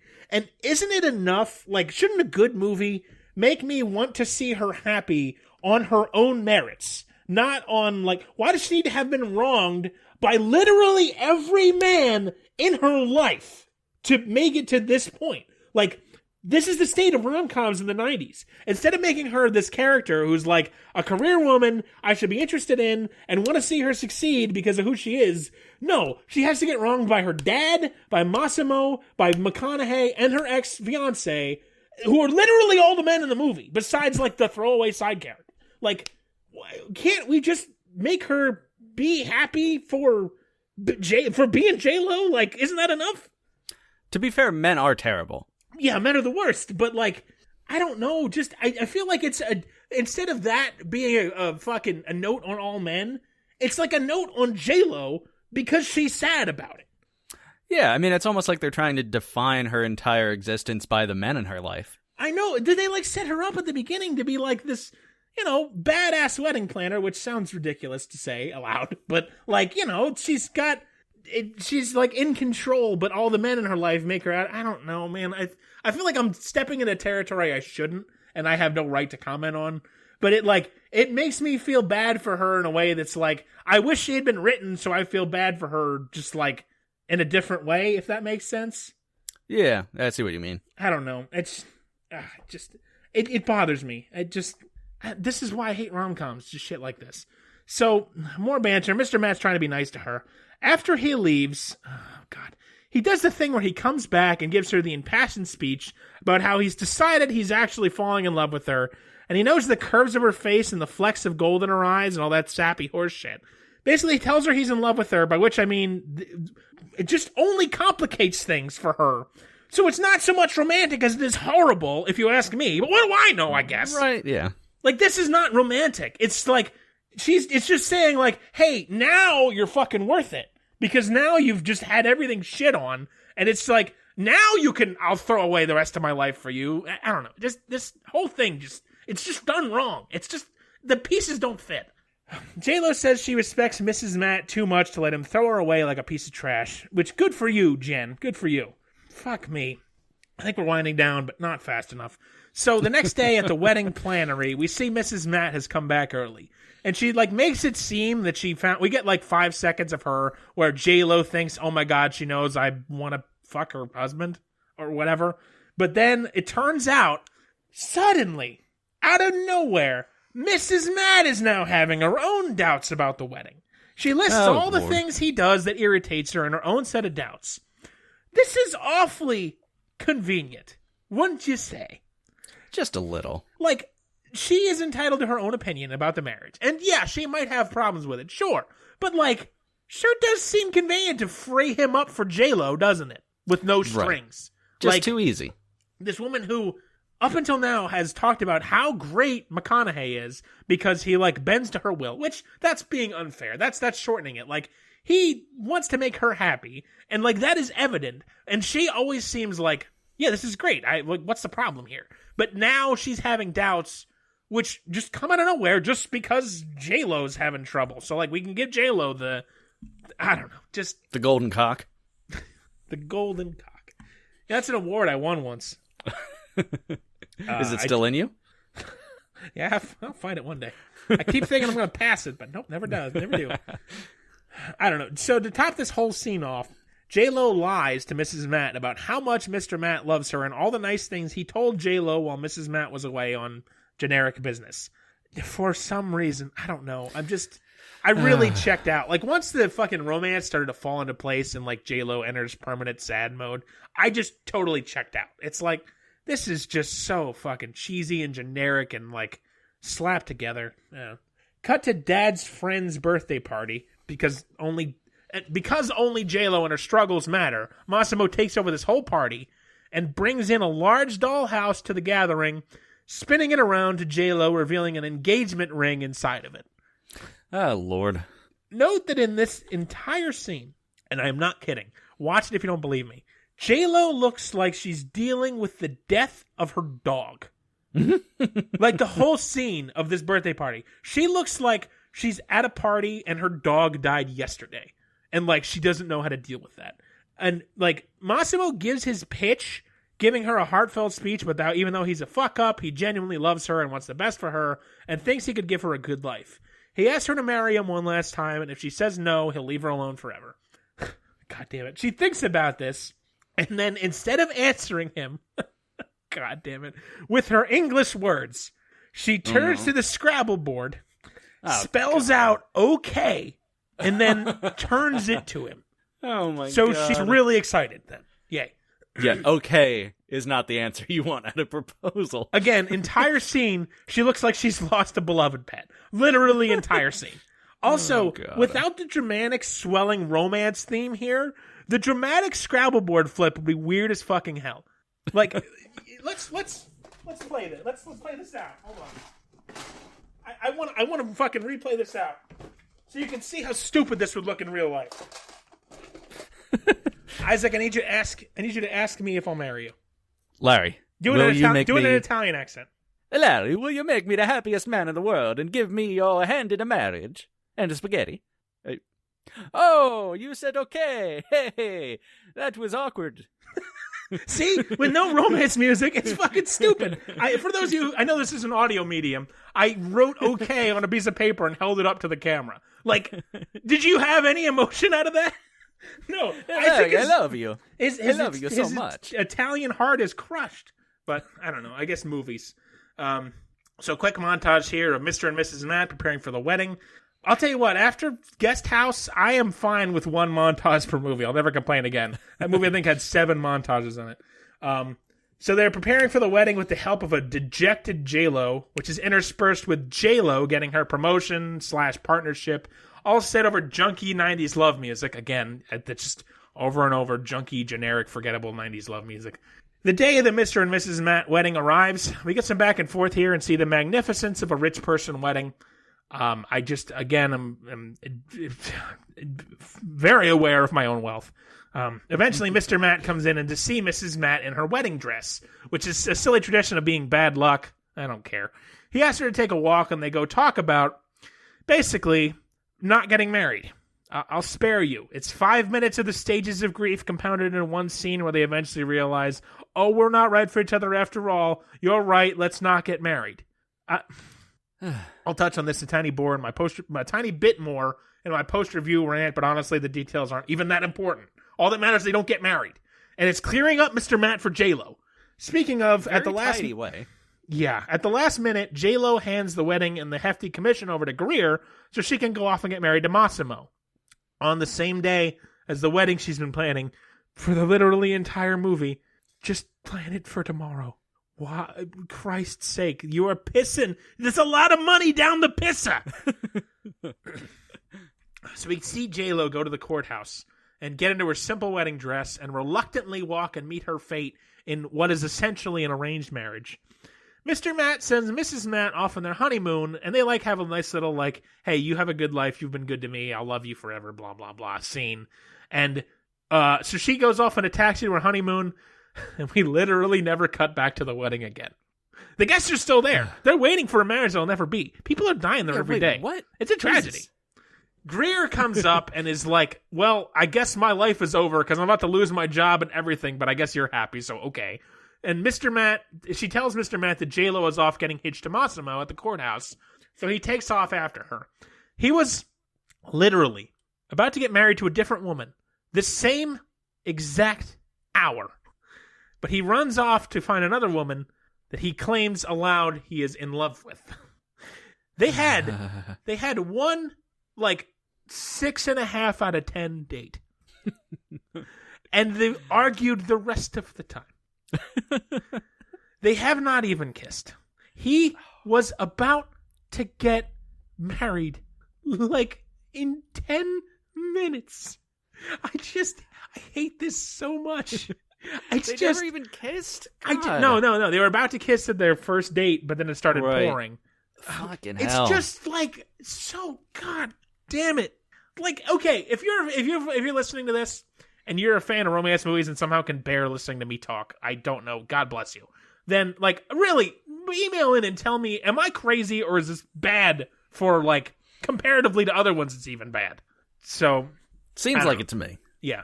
J-Lo and Massimo are getting married. They're getting hitched by the Justice of the Peace when they do the speak now or hold your peace, blah, blah. Dad suddenly realizes that his daughter has looked like a fucking shambling corpse for the last 4 scenes. He tells her she doesn't have to go through with this. Meanwhile, by the way, Mr. Matt has hijacked the Asian cab from earlier that almost killed J-Lo. Lord. Asian cab, Isaac. And Thank you. Because remember, these people think that Asians can't drive. These people think that General Tso's ice cream. God damn it. God damn it. Never going to be rich and famous. Yeah, so he's hijacked it and they're speeding to the courthouse. Anyway, Dad tells J-Lo he was wrong and shouldn't have forced Massimo upon her. She says, however, that he was right after all, and love isn't like some enchanted fairy tale or something magical that happens. She says she knows what she's doing and is going to continue marrying Massimo. Isaac, what do you think is going to happen? Matthew Mcconaughey shows up at the last second and she changes her mind. That's very interesting, because that's what you'd think, right? Yeah. So the literal next scene, and I did cut nothing out. J-Lo says, I know what I'm doing. And we cut to Mr. Matt getting out of the cab in front of the courthouse, where the wedding party sans J-Lo is outside. They say that J-Lo didn't marry him and ran off. So what the fuck was the point of the scene before that? So she said, I know what I'm doing. I'm going to keep getting married. Camera cuts away, and she fucking bolts. So dumb. Oh my god. So fuck it's like the this. Roadrunner just leaving a cloud of dust behind. Yeah. McConaughey tells them he loves J-Lo. Massimo has had a change of heart since he knows J-Lo doesn't truly love him, so he and Matt get on Massimo's red Vespa scooter and scoot around town to the carnival where J-Lo is. The scooter has a just married sign on it, and the lady helmet, air quotes, has a wedding veil off the back of it that McConaughey has on. McConaughey wears, yeah. Okay. And they drive through what I think is a gay bike race. And I say that only because this movie was made in 2001, has used some terrible concepts up till now, and all of the voices are stereotypically gay voices who are encouraging the two what appear to be men have gotten married and are scooting around the city. So that's just one last little turn of the knife. Massimo drops Matt off at the carnival and tells him he has to be good to J-Lo, and that he reminds him that he did more pull-ups than McConaughey did, and then starts hitting on the next woman to walk by. For fuck's sake. Remember when I said I thought he was a cautionary tale? I still don't know what Massimo's point in this movie was. Jesus. We see J-Lo in her simple wedding dress, watching an old-timey movie. And what is she doing, Isaac, while she's watching the movie? Masturbating? No, you fucking done. She's Oh, picking crying. out brown M&Ms. Oh, God damn it. Really? He comes up and says, "Oh, you're only eating the brown ones. I'm Matthew McConaughey. Howdy ho." That's one of his McConaugheyisms, right? And then she's like, "Yeah, somebody told me that they go well in your shoes." No, she's like, "Somebody told me that the other ones have chemicals." They talk for a minute. I don't care. J-Lo finally looks happy for the first time in half an hour, which was making me like really uncomfortable. I don't know why. I was starting to feel like low-level anxiety. Like, God, is J-Lo going to jump off the fucking bridge or something? I don't know. I was getting nervous about something like that. So they dance, they reaffirm their feelings, they finally kiss, and that's the end of that. This movie does end with Love Don't Cost a Thing by J-Lo. I don't know much about her music, but I listened to it and liked it well enough, so at least it ended with 1% of something good, which is a good J-Lo song. Oh, God. So, this was a slog. I cannot believe this took me an hour and 40 minutes to review. This was such a slog. I didn't like the acting of J-Lo or Greer really at all, and I positively hated Matt. The relationship shit is so forced and contrived. The stuff about Massimo pretending to be her fiance and her saying nothing is actually insane and drives me up a wall. And I do not understand in the writing room, what was happening there? What were you doing? Mrs. Matt, also this bothered me too. Mrs. Matt jets off to Tahiti or wherever the hell their honeymoon was supposed to be, never finding out she basically got cucked by her wedding planner. WWE would later go on to do the exact same story, and it was somehow much better. That's a bad sign. That's an Edge, Alicia Fox, and Vicky Guerrero story. Look it up if you don't believe me. It's fucking lunacy, and it's so much better than this. The Matt wedding falling apart at the end and freeing everyone of responsibility is so lame and so contrived just to make it so that there's no villains in the whole movie. No villains. Everything just seemed to take so long and just give me a headache. So this movie, it's a definite 1 out of 10.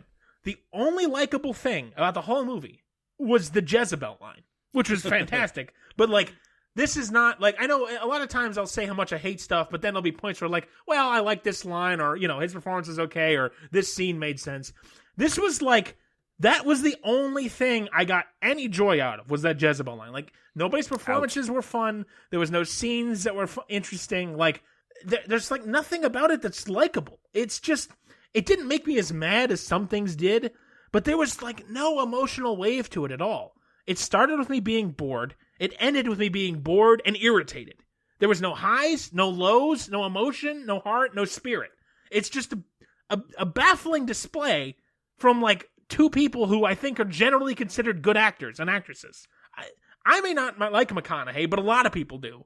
And I can see why, even though through my grumbling, I can see, like, the charm that's there to people who like that sort of thing. Like, I get it, sure. It's not for me, but I can see why people would like that.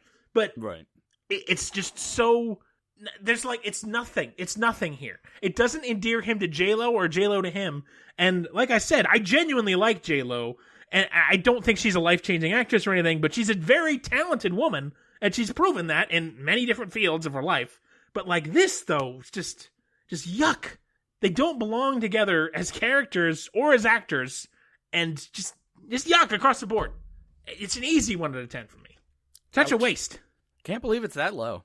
Yeah, It sounded terrible, but yeah, it's just like there was just nothing. Like, I can't, there was like nothing to like at all.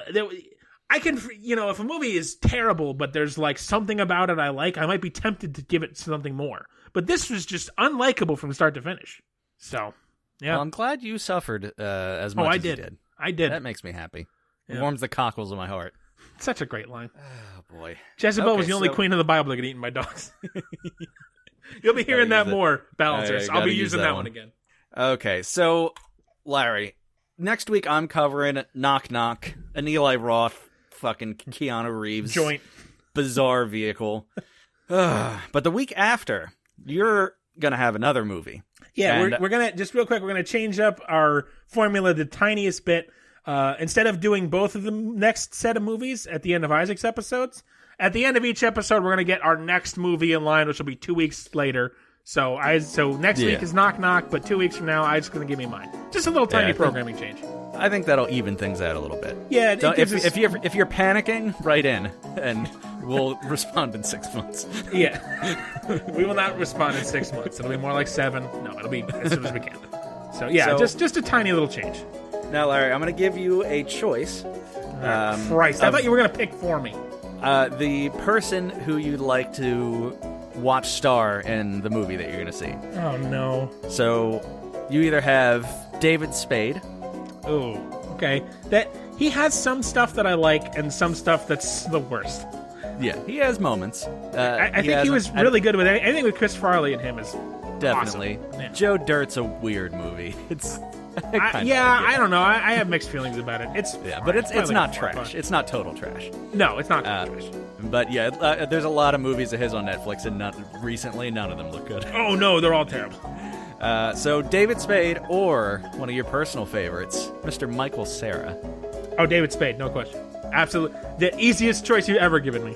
Okay, great. So I'm doing reverse psychology, and you'll be watching Year 1 with Michael Cera. Fuck! Shit! Balls! God. You know what the worst part is? I had Netflix pulled up, and Year 1 is like right dead center. I'm looking right at it already. And Jack Black in it, too. I also hate Jack Black. He can be okay. I don't like him. Okay, well, I found out this is a Harold Ramis movie. Yeah, of you had Ghostbusters threatened fame. to give this to me in the past, and we talked about it briefly. So I knew this was coming down the line for me one day. Yeah. Son of a whore. Harold Ramis is a talented writer-director, so I'm curious what it'll be like. You know what the worst part of this show is for me? My Netflix is so ruined by this show. This is just make another profile. Yeah, this is a 90% match for me. Oh god. Netflix doesn't know me at all anymore. Cast out of his village for eating the proverbial forbidden fruit, a bungling caveman, Jack Black, sets off with his sidekick, Michael Cera, on an epic trip through biblical times. Oh boy. That's three things that I hate. Oh, man. I knew, this one, it hurts, but I knew it was coming for me one day.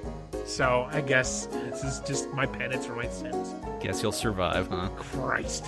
I'm very excited to hear about it. Yeah, great. Well, thank you everyone for listening. Find us on the Facebook, find us on Twitter, email us at balsandnetflix@gmail.com.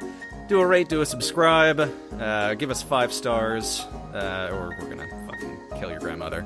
And if we don't kill your grandmother, you can kill her too, and just really set us morphed. to download on her phone. But that whole kill your grandmother bit has really morphed into something quite nefarious. From innocent jokey to now you're ordering hits. It's terrible. Yeah, well, I don't know. You gotta free up that Social Security bank for when I retire. Yeah, I'm sure. I'm sure it'll still exist by then. Definitely. All right, we love you. We'll see you next week. Smell you later. I don't have anything funny because this movie. Jezebel, dogs. Smell your dogs, Jezebel. Get them dogs out. Who let the dogs out? It's Jezebel. They're eating her. Smell you later. That worked. Yeah, that was pretty good.